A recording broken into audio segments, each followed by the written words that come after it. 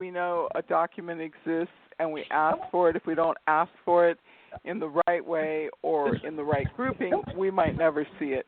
So getting information becomes a complex process. Right.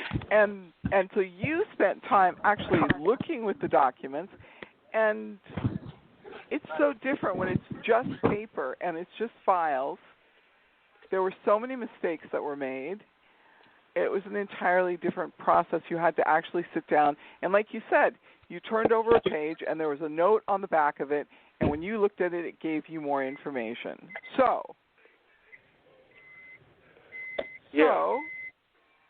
it's very, very different what you were involved in, and how is it exactly that you got the opportunity to actually go into areas and sit down and go through these files? Well, I just found where the things were. Okay. So I've been to the Naval War College. Okay. Which was very. There was a lot of material there. I've been to the Air Force Historical Research Agency at Maxwell Air Force Base in Alabama. I've been to the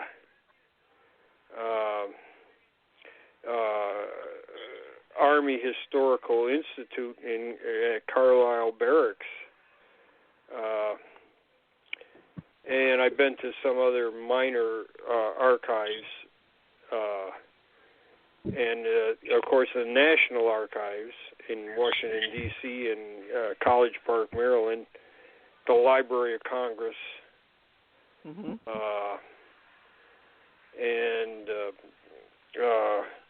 when I went to St. Louis to the Record Center there, they denied me seeing anything. Okay. Matthew, would you like to ask a question about any of those sources that he just listed to us? Well, I want to ask a question sort of at the end of the story, more like overarching. So I can hold off on it, or I can ask it right now. Oh, go. Go. I'm so curious. Why do you think there is sort of a motivation to subvert this information, and what would happen, in your opinion, Jan, if it was declassified and validated in a way that the public accepted? Yeah, I think that one, at this late date, I think there's a lot of people that just don't know what happened in the early days, and they just figure, hey, this is embarrassing for our historic colleagues in the history, and maybe this shouldn't come out. Maybe they're really hiding something that's more than embarrassing. It'll cause us big trouble if it comes out. I don't know why they're making it difficult. A lot of the difficulty is there is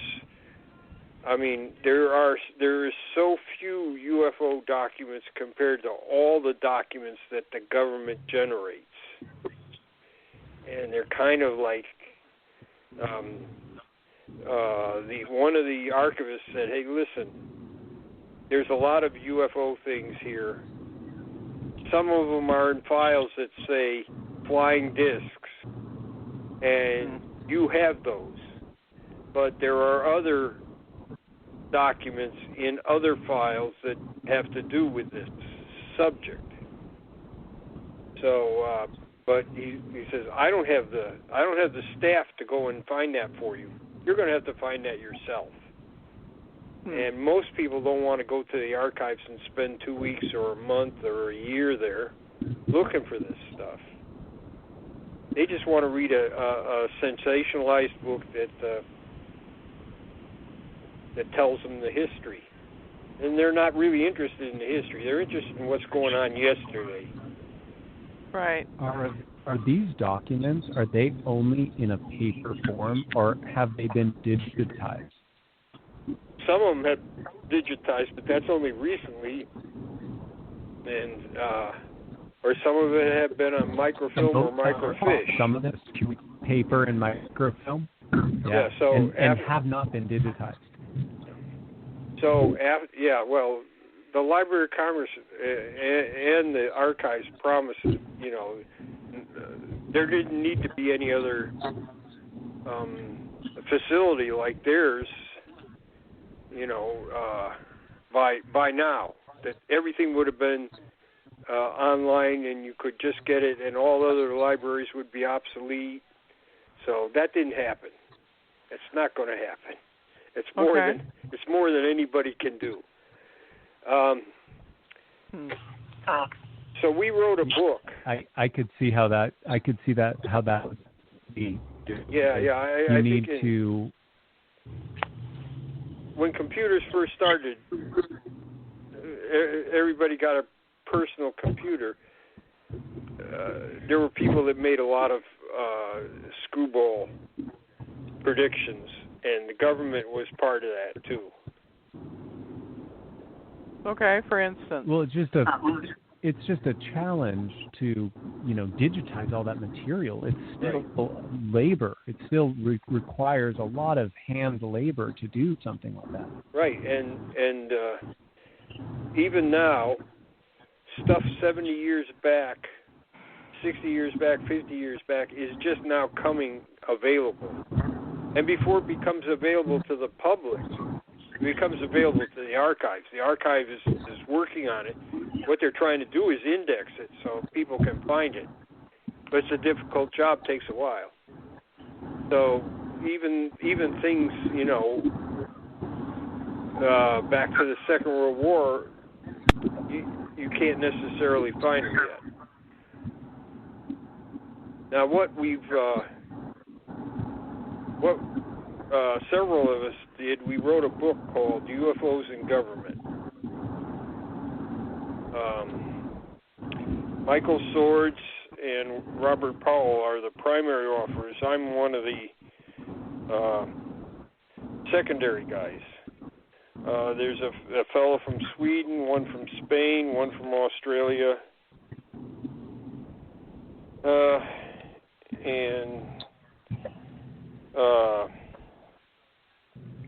what do you think of three other people from the U.S. This is about a 500-page book, and the organization that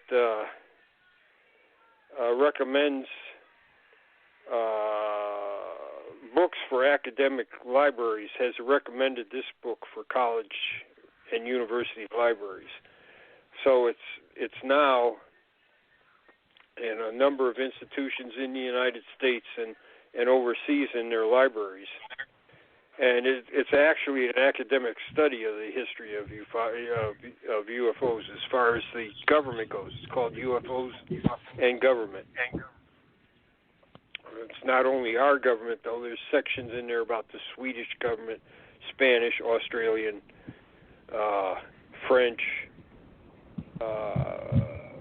a little bit about Belgium, a little bit about Brazil.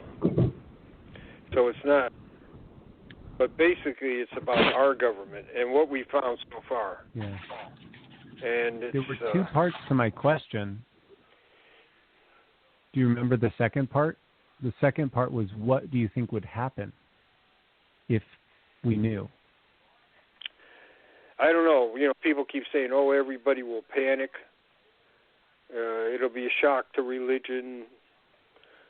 I'm not sure I buy that. I think most people in this culture have seen enough science fiction, so if you suddenly say it's true, I don't think it's going to be. If there is such a thing as extraterrestrial spaceships, that would be I don't think that would be so much of a shock. I think a lot of people believe it's possible, but we're preconditioned for it. Almost, yes, almost because of everything we've seen. Yeah, so it's almost like that. Now, if it turns out to be something else, it might be a surprise. Okay, so I don't think it's the Russians. I'm sorry. Right.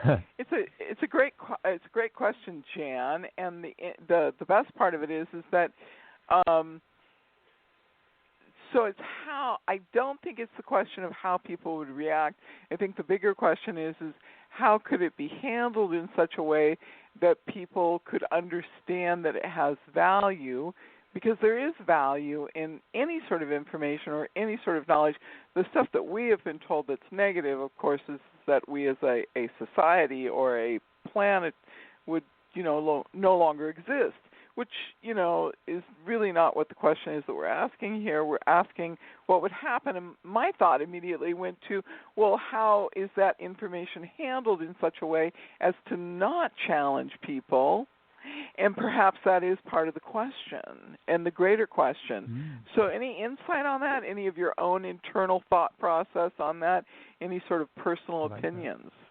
Well, every superior civilization that we're familiar with that contacted an inferior civilization usually destroys it or dominates it. Yeah. I mean, the Vikings, I think, were better warriors than the Native Americans, but there were just too few of them, so they didn't make much of an impression. But when Columbus started, after his discovery, and that was an age of discovery, and they a lot of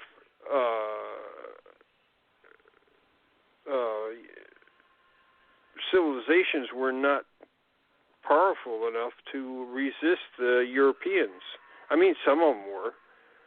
The Ethiopians, they were able to remain independent all their existence. So.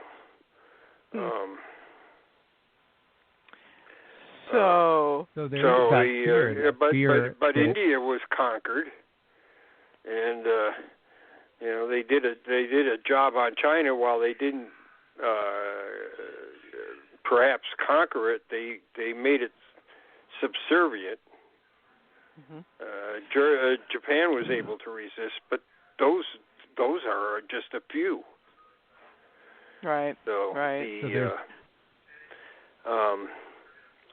And you don't have to conquer somebody; you can dominate them by other means too, economics and things like that. I mean, the opening of Japan, they didn't want anything to do with foreigners. Well, Prairie went over there and ended that. Yeah, well, that's an interesting. That's a whole different story. Matt, you have a question for us, huh? Well, my question is not a question; it's a comment. But I do hope that there are other planetary life forms out there. I believe that is certainly true. I don't know that they have made it here because of the vast distances between, but if they have, I tend to believe that they would have already shown up and done us in had they wanted to. And they are indeed waiting for us to evolve our consciousness to a point where they will reveal themselves to us when we're ready. And when we have shown that we are not going to kill each other and take over each other every time we run into new people. And then once we can do that, and I believe that we're on our path, a good path to do that, but once we get to that place, then more will be revealed to us about their technology and how it works and how to do interplanetary stuff. But right now we're in a place where